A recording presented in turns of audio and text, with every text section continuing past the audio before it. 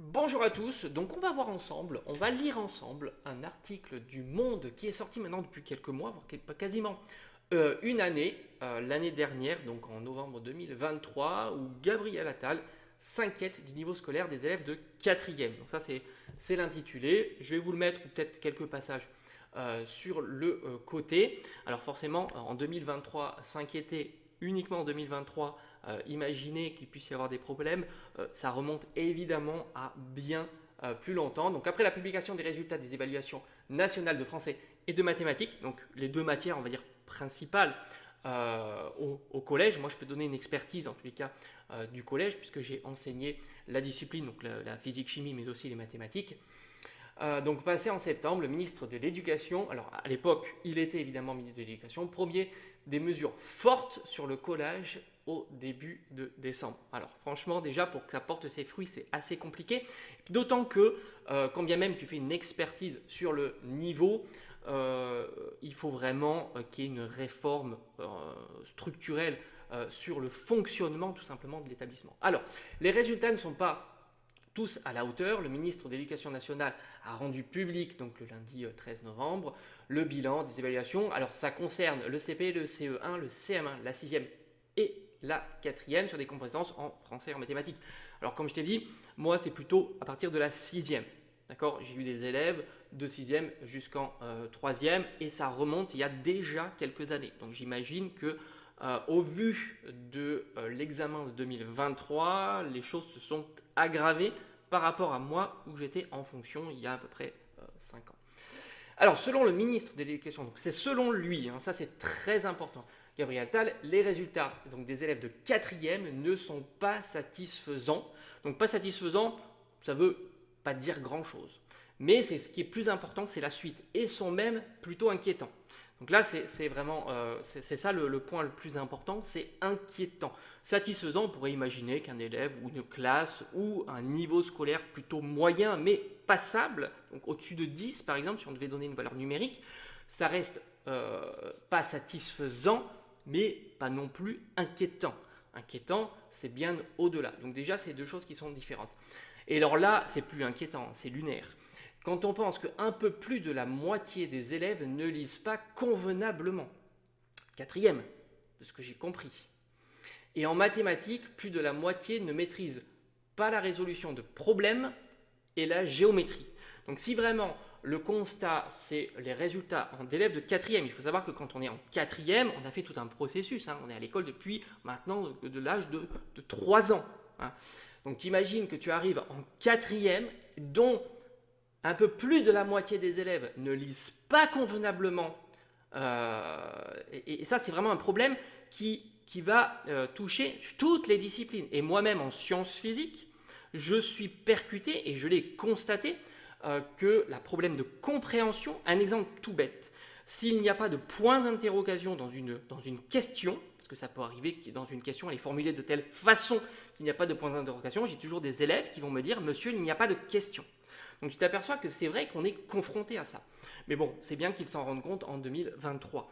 De la même manière, si dans une question tu attends deux réponses, 50% du temps, 50% des élèves vont répondre qu'à la première partie. Si tu l'explicites pas complètement en disant tu te donneras cette valeur-là et attention, cette valeur-là, il faudra la noter spécifiquement. Si dans la question tu es global et tu attends deux réponses, tu auras la plupart du temps qu'une seule réponse. Et ça, c'est justement le manque de maîtrise de la lecture, de la compréhension de la consigne. Donc ça, c'est flagrant, on l'a de plus en plus. Et oui, il n'y a pas besoin de faire d'études ou de constats. Et après, donc résoudre des problèmes et la géométrie, ça évidemment, c'est aussi un constat que l'on fait régulièrement. En sciences physiques, on utilise des outils mathématiques pour résoudre des problèmes.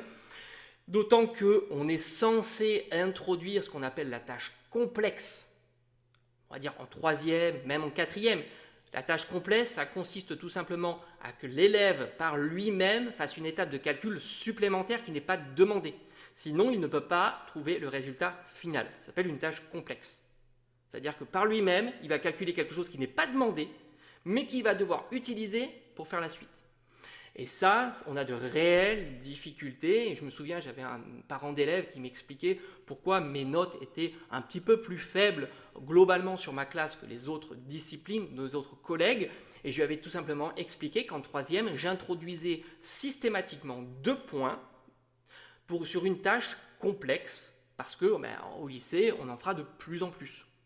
Donc j'introduisais systématiquement dans mes contrôles 2 points, donc mécaniquement j'avais quasiment 100% de mes élèves qui ne faisaient pas cette tâche complexe et qui perdaient mécaniquement 2 points, donc je faisais baisser ma moyenne de 2 points, ce qui était tout à fait normal et ce qui était demandé en tant qu'enseignant pour tout simplement avoir un socle solide pour le passage à la seconde. D'autant que le constat sur la quatrième, c'est qu'il n'y a plus de redoublement. Ça aussi, il faut bien le savoir. Donc forcément, un élève qui a des lacunes en sixième, il va accroître ses lacunes en cinquième, en quatrième, sauf si derrière, les parents font un travail important de fond, en soutien avec évidemment le corps enseignant, mais ça ne suffit pas de penser que l'école lui-même pourra solutionner ces problèmes, d'autant qu'on a des problèmes de discipline, qu'il y a des profs qui ne peuvent pas faire cours correctement, et ainsi de suite. Donc on voit, donc en quatrième, on voit que durant le collège, le niveau stagne. Le niveau stagne, c'est même pire, voilà, voire régresse, ce qui signifie que le collège ne parvient pas à réduire les écarts constatés à l'entrée en sixième. Alors ça, c'est vrai, c'est aussi quelque chose que j'ai constaté. On constate qu'il y a des élèves en sixième qui, au fond, a plutôt un niveau qu'on attend en sixième, qui a aussi une bonne motivation, qui sont des classes qui sont plutôt gérables assez facilement, et on s'aperçoit que les mêmes élèves, si on les suit jusqu'à la troisième, beaucoup décrochent, beaucoup deviennent des élèves qui peuvent perturber la classe, et pourtant à la base, c'est vrai qu'il y avait un niveau qui était tout à fait acceptable, etc. Donc ça, c'est quelque chose qu'on le voit aussi assez régulièrement dans les risques. Si on ne fait rien, alors on ne fait rien depuis longtemps évidemment, c'est que notre collège tombe en panne, il l'est évidemment.